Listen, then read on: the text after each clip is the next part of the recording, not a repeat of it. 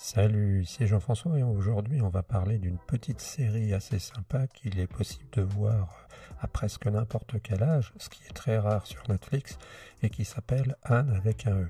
Alors pourquoi est-ce que je te parle de cette petite série? Parce que je trouve qu'elle est drôlement bien faite, et en fait parce que c'est l'exemple même de ce qu'on peut faire, on va dire, de qualité, sans images choquantes, et en étant distractif et sans être, on va dire, racoleur. Et en fait, c'est plutôt par réaction par rapport à tout ce qu'on nous propose généralement que je te dis ça.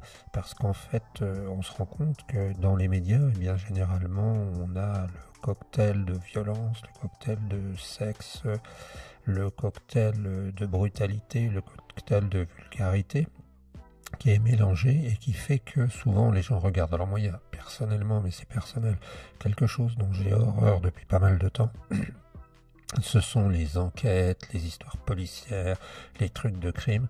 Je sais pas ce qui se passe dans notre monde, mais on a une sorte de fascination autour de ce qui est criminel, de tout ce qui est meurtre, de tout ce qui est sang, de tout ce qui est drame. Alors ça ne veut pas dire qu'on doit dire que le drame n'existe pas, ça ne veut pas dire qu'on doit dire que la brutalité n'existe pas. Le problème, c'est que c'est devenu un genre.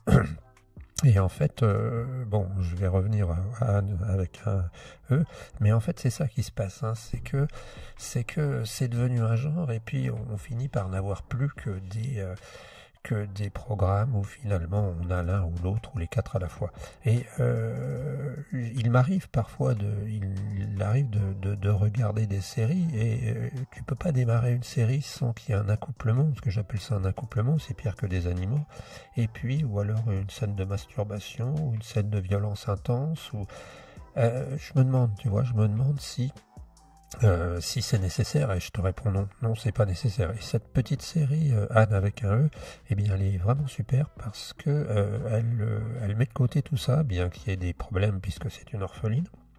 Mais en fait, elle a un petit côté un peu petite maison dans la prairie à la sauce wok. Alors c'est un petit, bien sûr, c'est une petite critique qu'on puisse faire de la série, puisqu'en fait c'est un peu tourné comme la petite maison dans la prairie, à savoir des gens dans une petite ville qui s'appelle, même pas une ville, un village qui s'appelle Avonlea, en pleine, je crois que c'est Nouvelle-Écosse, quelque chose comme ça. Et en fait, ils sont du côté du Canada et il fait froid donc c'est rude. Et puis il y a un couple pas tout à fait, enfin couple, un frère et une sœur qui ont demandé à l'orphelinat quelqu'un pour venir les aider, un petit garçon. Et en fait, ils reçoivent une petite fille. Et de là, on va suivre la petite fille qui est à peu près vers 10 ans au début et qui finit à 16 ans pour l'instant. Et en fait, c'est pas mal fait sur plusieurs saisons, et bien on suit ces histoires. Alors bien sûr c'est un peu rocambolesque, bien sûr c'est un peu compliqué, mais on ne tombe pas dans le piège qui aurait été de simplement vouloir faire des épisodes les uns après les autres sans s'arrêter. Alors il y a plein de thèmes qui sont touchés. Alors quand je te dis que c'est woke, c'est au sens où on te parle d'une petite orpheline qui est malheureuse, on te parle d'une mère célibataire, on te parle de noirs et de l'esclavagisme, on te parle de gays qui trouvent pas leur place, on te parle d'une lesbienne, on te parle de... Alors c'est présenté différemment puisque la dame qui aimait une autre dame, eh bien c'est la tante qui vit à la ville, le garçon qui s'appelle Cole, eh bien est un petit garçon qui se rend compte qu'il est artiste et puis qu'il est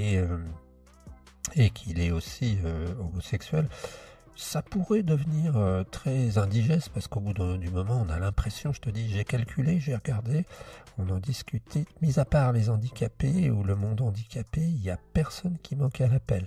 Tu peux faire tous les cas de figure en triangulation, les écrire sur un papier sous forme d'un cercle et les relier l'un à l'autre, tu réussis forcément à trouver quelqu'un qui représente ça.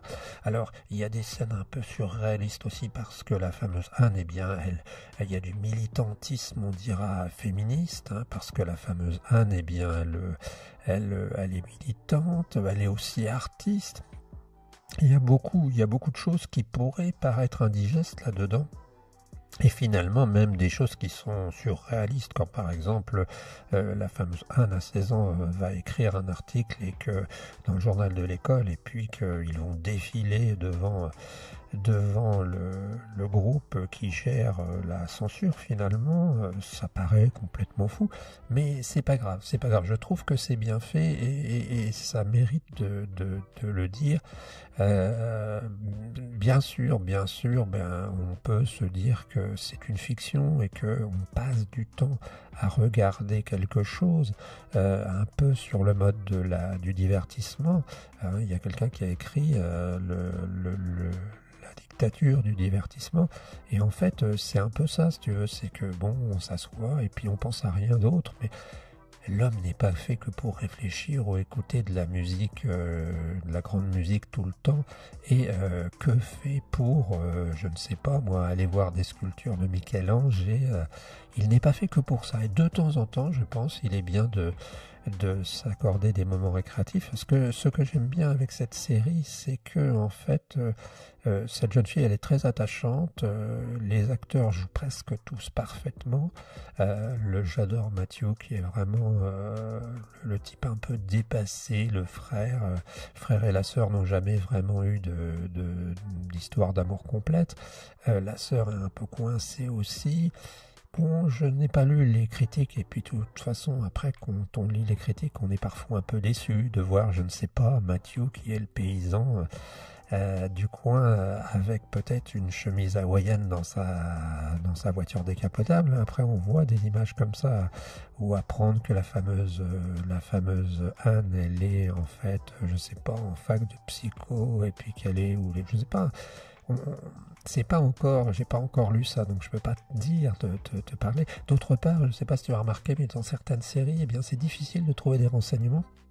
Parce que quand tu fais des recherches sur un film, c'est assez facile, tu vas regarder, tu as des commentaires, et souvent les séries comme ça partent de gens, et qui plus est là avec des gens qui sont peu âgés, quand on prend des gens qui sont souvent dans pas des seconds rôles, hein, mais des acteurs qu'on voit moins ou pas beaucoup, eh bien ça lance même des gens parfois.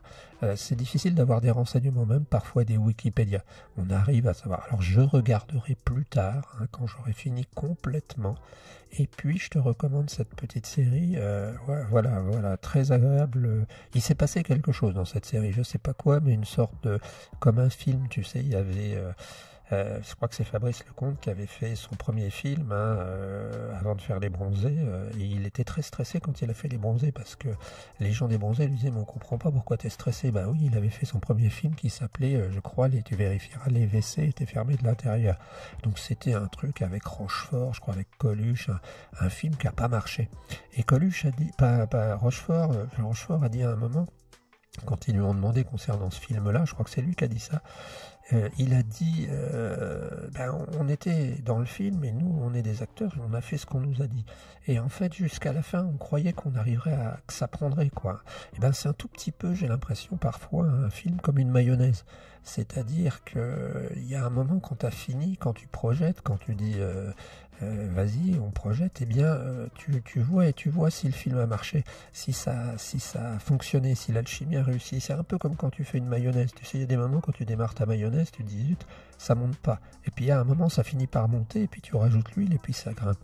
Mais là, c'est un peu pareil. Ben là, ils ont réussi quelque chose, une sorte de petite très agréable, une sorte de petite série sympathique, qui fait oublier un peu toute cette triangulation complexe où on parle de tous les sujets à la fois, et qui fait qu'on aurait envie je pense, de l'enregistrer. Donc bon avis sur cette série, et puis espérons qu'il y aura une saison supplémentaire. On n'est pas addict, enfin je veux dire, on ne doit pas dire addict, hein, on n'est pas accro quand on regarde cette série-là, c'est quelque chose de doux. On devrait avoir plus de films et de production dans ce sens, je pense. Voilà, on se retrouve très bientôt, et n'hésite surtout pas à réagir et à t'abonner. Salut!